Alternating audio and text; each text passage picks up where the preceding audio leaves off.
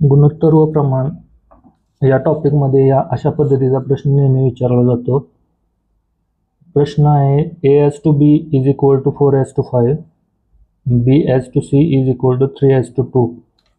तर आपल्याला A, B आणि C यांचे गुणोत्तर काढायला सांगितलेलं आहे. याचे उत्तर कसे काढायचे बघा. सर्वप्रथम आपल्याला A, B आणि C याचे गुणोत्तर एकाखाली एक लिहून घ्यायचं आहे. A, B आणि C. A/B is equal to 4:5.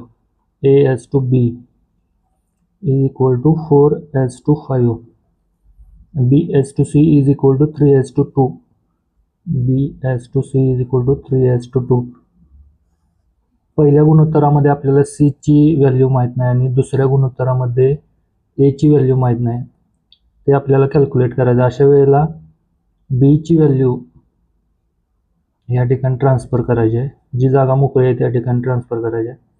या ठिकाणी A ची जागा खाली आहे त्यामुळे ही B ची व्हॅल्यू या ठिकाणी ट्रान्सफर करायची आहे. त्यानंतर आपल्याला प्रत्येकाचा गुणाकार करायचा आहे.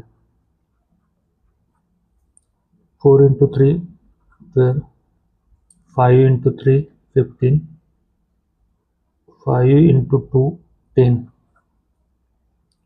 आणि आपला आन्सर असेल 12:15:10.